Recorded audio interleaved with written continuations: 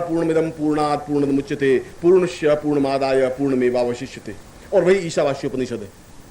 उस संहिता का 40वां अध्याय पूर्ण ईशावास्योपनिषद है। ईशावास्योपनिषद का मतलब है कि हम उस नर से पुरुष बने और पुरुष बनकर के पूर्ण बने, पूर्ण बनकर के ब्रह्म बने। ये बनने की क्रिया, ये पुरुष बनने की क्रिया कैसे, किस प्रकार से संभव है? तब उसमें स्पष्ट रूप से कहा है, ईशे त्वाम साह सविता सपूर्वा स्वद्वा सुपर्णो स यजाह। अगर तुम अपने किसी गुरु के माध्यम से, वहां गुरु का प्रयोग किया गया है, द्वा सुपर्ण हो, जिसको दोनों प्रकृतियों का ज्ञान हो। गुरु के बारे में भी उसने एक चिंतन रखा कि जिसको दोनों प्रकृति का ज्ञान हो, प्रकृति का तुम्हारे नृतत्व का ज्ञान हो, जिसको पुरुषत्व का भी ज्ञान हो, उसको ज्ञान हो कि वह पुरुष बना हुआ हो।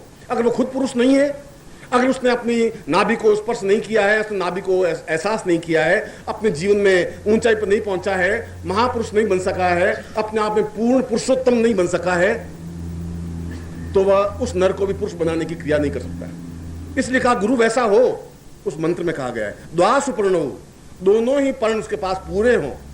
अगर वह खुद अपने आप में पूर्ण परमहंस तो है और किसी गुफा में जाके बैठ गया है, तो भी आपके कोई काम का नहीं। उस गुफा में बैठा हुआ तो बिल्कुल दरवाजे बंद करके बैठ गया है, एक भयभीत, एक कायर, एक बुज़दिल की तरह। ऐसा सन्यासी, ऐसा योगी परमहंस भी हो, हमारे कोई काम का नहीं। ऐसा हिमालय हमारे कोई काम का नहीं है जिसको हम देख नहीं सके। ऐसी गंगा हमारे काम की नहीं जो हमें अवगाह नहीं दे सके, पवित्र नहीं कर सके। उस गंगा से क्या प्रयोजन है? उस गुरु से भी क्या प्रयोजन है जो परमहंस तो हो मगर इतनी दूर बैठा हुआ हम जा ही नहीं सके, मिल भी नहीं सके, जो हमारा कल्याण नहीं कर सके, जो हमें नर से पुरुष की ओर अग्रसर नहीं कर सके। इसलिए उसने कहा ऐसा नहीं, ऐसा जो नरदेह और पुरुष देह को दोनों को जानता हो, और जानता हो और तुम्हारे संपर्क में हो। मैं उस पूरे वेदों को छान करके आपके सामने रख रहा हूं, सत्य रख रहा हूं कि वेद में क्या लिखा है। और अगर वेद में लिखा है तो वेद पागल नहीं है। अगर वेद में ये सब बात कही है तो जरूर तुम्हारे जीवन की एक विशेषता बताई है। और अगर तुम विशेषताओं को नहीं समझो तो ऐसे तो लाखों लोग गरीबी में मर जाते हैं, उसमें कोई लंबी चौड़ी बात नहीं है, तुम भी मर जाओगे। लाखों लोग 4 बच्चे पैदा करके मर जाते, तुम भी मर जाओगे। लाखों लोग शमशान में जाकर सो जाते हैं, आप भी सो जाओगे। उसमें कोई उपलब्धि नहीं है। उपलब्धि है कि जीवन में एक क्षण रुक करके उस पुरुष बनने की क्रिया की ओर अग्रसर हो और उस आनंद को ले सकें। जब उस आनंद को लिया ही नहीं, यदि आपने गंगा पे गए ही नहीं तो उसका आनंद तुम ले ही नहीं सकते। अगर हिमालय में तुम गए नहीं, मानसरोवर पे गए नहीं, तो उस मानसरोवर का आनंद है वो तुम उपयोग नहीं कर सकते। और नहीं कर सकते तो फिर भारत में जन्म लेना ही तुम्हारा व्यर्थ है, फिर बेकार है। भारत में तुम्हें कोई गुरु नहीं मिला तो फिर भारत में जन्म लेना नहीं लेना तुम्हारे लिए उपलब्धि नहीं है। इसलिए चाहे वो पुरुष हो चाहे स्त्री हो, एक क्षण रुक करके निर्णय करे। ईशावास्योपनिषद स्पष्ट कह रहा है। विश्वामित्र कह रहा है अगर ऐसा नहीं है, इसलिए उस नाभि के अंतस्थल से, उस नाभि के मूल सत्व से और पूर्णता के साथ आगे बढ़े और पूर्ण ब्रह्म तक पहुंचे। और ब्रह्म तक पहुंचना क्यों जरूरी है? ब्रह्म तक पहुंचना इसलिए जरूरी है कि हम अपने सातों जीवन को देखने की क्रिया में सफलता पा सकते हैं, सातों जन्मों को, सातों जीवन को। और कल भी मैंने बिल्कुल एक नवीन बात कही थी, तुम्हें प्रामाणिक बात कही थी, पहली बार बात कही थी कि हमारे पास केवल एक देह नहीं है। मैंने कहा था तुम्हारे पास 7 देह हैं और उन 7 देहों को भेद करके आगे बढ़ने की क्रिया है। ये तुम्हारे जीवन में आवश्यक है। तुम्हें तो एक देह का ज्ञान है, तुम्हारा ये है कि ये हाथ है, ये पांव है, ये नाक है, ये कान है, बस एक देह का ज्ञान है। ये तो भू है जो जमीन पे चल रहा है, भूमन जमीन। इस जमीन पर जो चलने की क्रिया जिसके माध्यम से हो रही है वह भू। और गायत्री मंत्र का तात्पर्य ये नहीं कि आप 24 घंटे गायत्री मंत्र को जो भूर्भुवः स्वः तत्सवितुर्वरेण्यं भर्गो देवस्य, ऐसा कुछ है ही नहीं। उसमें कहा है कि इसके मूल सत्य को समझने की जरूरत है। भूर्भुवः स्वः क्या मतलब, क्या है, तात्पर्य क्या है। इसको चीखने चिल्लाने से और रटने से तो कुछ नहीं होगा।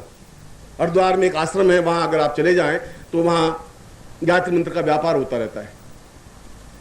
व्यापार ऐसा है कि आप गए और आपने कहा गायत्री मंत्र जपने का, तो मुझे तो ज्ञान है नहीं, मुझे जरूरत नहीं है। तो वहां पंडित बैठे हैं, वो आप 2 रुपए ले लेते हैं और कहते हैं 2000 गायत्री मंत्र जप लेंगे आपकी। 5 रुपए से 5000 गायत्री मंत्र जप लेंगे, 10 रुपए से 10,000 गायत्री मंत्र जप लेंगे। क्या होगा उससे? तुम्हारे वजह से कोई खाना खा लेगा, कोई ब्राह्मण खाना, उससे तुम्हारा क्या, तुम्हारे पेट में तो कुछ रोटी जाएगी नहीं। और तुम भी अगर 1000 बार गायत्री मंत्र का उच्चारण कर दोगे तो उससे क्या होगा?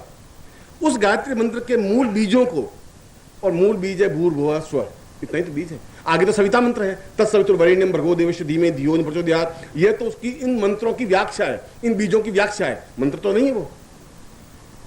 ये तो खैर फिर कभी कोई प्रवचन का अंश आएगा तो मैं समझाऊंगा कि गायत्री मंत्र का तत्सवितुर्वरेण्यम क्या मतलब है। मैं भूर्भुवस्व का कल मैं समझा रहा था कि उन सातों शरीरों में अंदर प्रवेश करने की क्रिया, जहां भूलोक है, स्वलोक है, महलोक है, जनलोक है, तपलोक है और सत्यलोक है।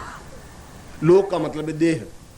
उन देहों तक जहां पहुंचे तब हम नाभि के अंतस्थल तक पहुंच पाएंगे, जहां द्वासुपर्णोहु, जहां पर मूल उत्स है, जहां पर सही अर्थों में नर से पुरुषत्व बनने की क्रिया है। इसलिए नाभि से ऊपर जब आदमी पहुंचता है श्वास लेता हुआ, तब आदमी एक ऊंचाई पर पहुंचता है सहस्त्रार तक, जिसको ऊंचाई पर पहुंचने की क्रिया को कुंडलिनी जागरण की क्रिया कहते हैं। नीचे पहुंचने की क्रिया को गृहस्थ कहते हैं। ये दोनों में मूलभूत अंतर है। एक आदमी गृहस्थ होता हुआ भी कुंडलिनी जागरण कर सकता है और वो ज्यादा कर सकता है, सन्यासी तो कर ही नहीं सकता। सन्यासी की बात ये नहीं है कि सन्यासी तो अपने आप में एक रूढ़ है, एक जड़बद्ध हो गया है। सन्यासी में सरसता नहीं है, उसमें मधुरता नहीं है, और जिसमें सरसता मधुरता नहीं है वैसे सूखे पेड़ के नीचे सहारा नहीं मिल सकता। पेड़ तो हरा भरा होना चाहिए, झूमता हुआ चाहिए, लहराना होना चाहिए। गुरु तो ऐसा होना चाहिए जिसके नीचे बैठने से एक शांति मिले, एक आनंद मिले, एक अवगाहन मिले, ऐसी चीज होनी चाहिए। बिल्कुल सूखा ठूंठ जिसके नीचे बैठ ही नहीं सके और बहुत चंदन का भी वो ठूंठ हो तभी छाया नहीं दे सकता, उस छाया से लाभ हो भी नहीं सकता। इसलिए अगर गुरु है, द्वासुपर्णा है, अगर वह इस जीवन को समझता है तो तुम्हें उस कुंडलिनी के बारे में पहुंचाए और तुम्हारे सारे जीवन की यात्रा को समझाए और तुम्हें उस नर से पुरुष की ओर अग्रसर करे और लफा जीवन नहीं करे। और लफा जी उसमें विश्वामित्र ने कहा है, शब्दों को किसी प्रकार से ऐसा नहीं करे कि शिष्य को समझ में ही नहीं आए। और यदि आप कहीं जाएं तो किसी घाट पे चले जाएं और आप कहें कि महाराज मैं तो कुछ जानता नहीं, आप कुछ कुंडलिनी जागरण की करने की क्रिया, बच्चे तुम नहीं समझते, ये चीजें तुम्हारे बस की बात नहीं है, तुम जाओ, तुम कुछ नहीं कर सकते, पहले 4 महीने आश्रम में रहो, सेवा करो, फिर हम सोचेंगे। महाराज को खुद को ज्ञान है ही नहीं। जब महाराज को खुद को ज्ञान नहीं तो तुम्हें कुछ ज्ञान दे ही नहीं सकते। अंधे अंधा ठेलिया दोनों कूप पड़ंत। जो गुरु अंधा है, जाका गुरु भी अंधला, चेला खरा निरंध। गुरु अंधा है तो चेला तो पक्का अंधा होगा, गारंटी के साथ। उसको थोड़ा धुंधला था, गुरु तो फिर भी थोड़ा बहुत तो रोशनी होगी, वो तो पक्का। और अंधे अंधे को ठेल करके दोनों कुएं में गिरेंगे। वहां तो ऐसा ही होता है, वैसा कुछ नहीं। शब्दों के जाल से तुम्हें उलझाए तो समझ लेना चाहिए ये गुरु नहीं हो सकता, ये कोई लफाजी है जो तुम्हें कहे कि बच्चे कुछ नहीं, माया, ये ब्रह्म, ये चिंतन, ये ऊपर अंतरिक्ष, ये विचरण और जीव। महाराज ये तो सब सही है, कुंडलिनी तुम्हें बस की बात नहीं, ये लफाजी। एक ठाकुर साहब थे, उसने एक नौकर रखा।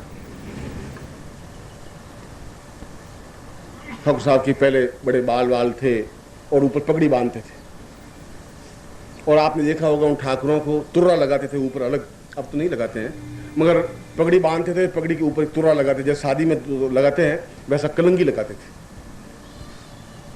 नौकर थोड़ा मुंह फटता, तो उसने कहा कि ठाकुर साहब ओको पी लो या उक्का पी लो। उसने कहा तुम मूर्ख है साला, गधा है, तू नहीं समझता, हम ठाकुर हैं, हम रैयत के ऊपर हैं, ये रैयत हमारी है, ये सब प्रजा है हमारी, इसलिए हमसे बात करो, सभ्यता से बात करो, तरीके से बात करो, सिस्टम से बात करो, शालीनता से बात करो, तो सीख। जो भी बात करो एक नजाकत से, एक तरीके से, एक सिस्टम से।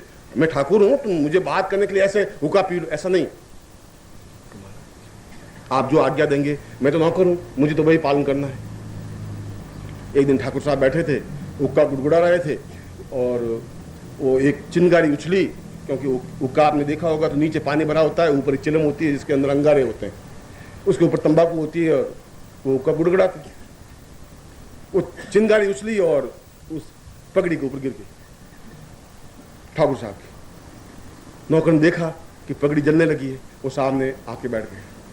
सरहिंदे हिंद ताजे महान, अवगाहे वात दिनवाहे सारीन, सारीने सालीन, दिनाए हिंद जमाने इस्लाम, अरखुल मुखवाल, पूर्वाह साल, आप हिंदो शान हिंदिनवाद, आपके सरफास इंदाज, उस पार पूर, आप सोलाए सबनम उछलान फार। जितना पगड़ी जल गई वो केस भी जल गया।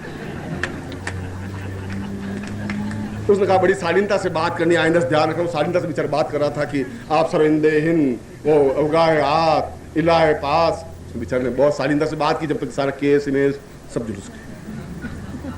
और जहां पर भी इस प्रकार की लफाजी की बातें हों, सिस्टम से और सभ्यता से बातें हों, वहां समझ लीजिए कि यहाँ कुछ ज्ञान नहीं है, कोई चिंतन नहीं है। इसलिए मैं सीधे साधे शब्दों में अपनी बात स्पष्ट कर रहा हूं। और ये सातों लोग जो मैंने आपको सातों समझाए, ये सातों लोग ऐसा नहीं है कि ऊपर ये शरीर, इसके नीचे एक और शरीर, नीचे एक और शरीर। ऐसा तुम्हारे मन में कल भी अगर मैंने कहा होगा, तुम्हारे मन में ये कंसेप्ट गलत होगा। ये कंसेप्ट नहीं है। कंसेप्ट है कि शरीर ऊपर से नीचे की ओर या नीचे से ऊपर की ओर अग्रसर होने की क्रिया को शरीर कहते हैं। और उसका बेस, जिसको मूलाधार कहा गया है, वो मूलाधार है नाभि से 4 उंगल नीचे के स्थान पर पूर्ण मूलाधार है, जहां पर एक कुंड बना हुआ है।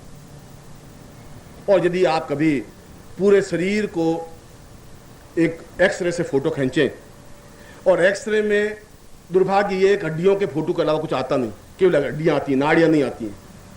और यदि कभी विज्ञान वहां तक जाए, या तो आप विज्ञान के माध्यम से समझें, या आंख बंद करके जहां मैं तुम्हें उतारूं वहां जाके देखें, तो उस कुंड में जो अमृत भरा हुआ है, इसलिए इसका स्थान कुंड या कुंडलिनी स्थान पड़ा है। कुंडलिनी का मतलब कोई नहीं सांप है और लोगों ने बड़ा है इसका कुंड, सांप है, अंदर उठती है, अंदर उठ करके डसती है और डस करके आदमी को घायल कर देती है और फिर पागल हो जाता है। ये तो उनको किसी और ने डसा होगा और यूं ही बेचारे ने दूसरे का नाम ले लिया है। डसना फसना कुछ नहीं है, यह तो कुंड है। और यदि आपने राम रावण का युद्ध को देखा होगा, तो जब रावण मर ही नहीं रहा था, राम तीर पे तीर बरसाए जा रहे थे, बड़े व्याकुल, बहुत घबरा गए। लक्ष्मण को देखा, अपनी तरफ देखा, फिर हनुमान की तरफ देखा कि ये तो रावण मर ही नहीं सकता।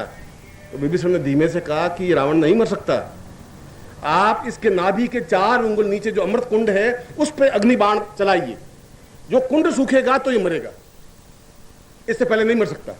और मैं भी तुम्हें कह रहा हूं कि तुम्हारे पास कुंड है, और यदि तुम उस कुंड का तुम्हें ज्ञान हो जाए, कुंड तुम्हारा चैतन्य हो जाए, तो फिर मर नहीं सकता। केवल कोई अग्नि बाण चला करके तुम्हें मार सकता है, मृत्यु तुम्हें नहीं मार सकती, ये गारंटी की बात है। एहसास तो होना चाहिए कि वो कुंड हो, और एहसास ये होना चाहिए कुंड जागृत हो, चैतन्य हो, बंद है। पूरे हमारे शरीर के सारे अवयव, वैज्ञानिकों ने यह कहा है कि हमारा पूरे शरीर का केवल 5% अंग काम करते हैं, 95% अंग तो काम ही नहीं कर रहे हैं। इसलिए काम नहीं कर रहे हैं कि उन अंगों का हमने प्रयोग करना ही बंद कर दिया। हमने प्रयोग नहीं किया, हम प्रयोग नहीं करते तो इसलिए अंग काम नहीं करते। यदि आप कभी देखें, हठ योग करें, ऐसा हाथ रखें और 2 साल तक ऐसा हाथ रखें, तो उसके बाद हाथ नीचा भी लाना चाहे तो नहीं ला सकते, हाथ अकड़ कर ठूंठ हो जाएगा, फिर हाथ नीचे नहीं आएगा। यदि आप इंग्लैंड में और अमेरिका में उन लोगों को, जो हमारे हिंदू हैं, उनको देखें और उनको कहीं नीचे पालथी मार के बैठे, तो पालथी नहीं मार सकते। वहां मैंने इंग्लैंड में, लंदन में दीक्षा दी तो सब टांगे चौड़ी करके बैठे रहे और मैं दीक्षा देता, और क्या करें, टांगे इकट्ठी हुई नहीं। अरे पालथी मारो, गुरुजी कुर्सी पर तो बैठे हैं जिंदगी भर, नॉट पॉसिबल, नॉट पॉसिबल। मैंने नहीं पॉसिबल, टांगे चौड़ी करके बैठ जाओ, हमें तो कुंड, आपको दीक्षा देनी है, मुझे कोई रखा नहीं, बस वो यहाँ बैठे ही रहे। हमने कहा मतलब ये पक्के शिष्य हैं, अजीब शिष्य हैं। अब इनका फोटो ला के उनको दिखाएं इंडिया में, तो कहते गुरुजी ये क्या कर रहे हो आप, ऐसा कैसे, और कोई ऐसे टांगे, कोई ऐसी टांगे, बट पुरुष भी औरतें भी अकड़ जाते हैं शरीर से, उनके ज्ञान चेतना तंतु खत्म हो जाते हैं।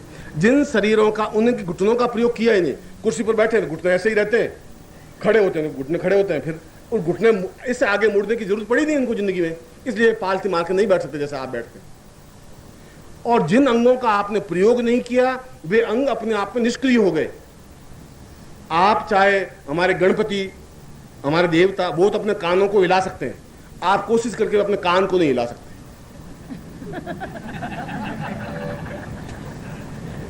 अरे हमारे देवता हिला सकते हैं, तुम क्यों नहीं हिला सकते? इसलिए कि हमने कान को हिलाना ही बंद कर दिया जिंदगी में, हमें जरूरत पड़ी नहीं। मक्खी अगर उड़ती है तो हाथ से उड़ा देते हैं, बस खत्म। इसलिए हमें जरूरत पड़ी नहीं, जरूरत पड़ी नहीं, तो कान जो है जो कहते हैं रह गए। इसका मतलब है कि वो रूढ़ हो गए, बद्ध हो गए, उन कानों को हिलने की क्रिया समाप्त हो गई। और इसी प्रकार से हमारे मस्तिष्क में, और जिसको मस्तिष्क में ज्ञान चेतना प्रवाह का है, इड़ा, पिंगला और सुषुम्ना, 3 नाड़ियां, पूरे शरीर में 3 नाड़ियां हैं, इड़ा है, पिंगला है और सुषुम्ना है। और सुषुम्ना नाड़ी प्रत्येक व्यक्ति के दोनों बाहों के बीच में आज्ञा चक्र में तो है ही।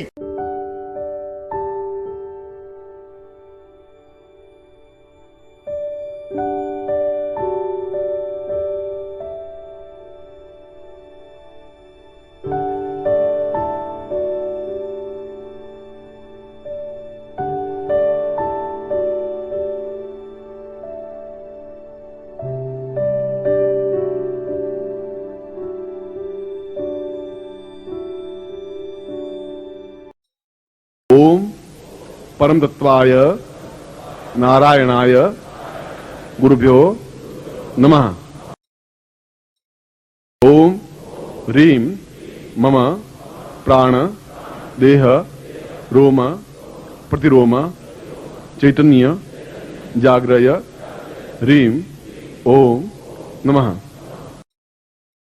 ओम भूर्भुवः स्वः तत्सवितुर्वरेण्यं भर्गो देवस्य धीमहि धियो यो नः प्रचोदयात्।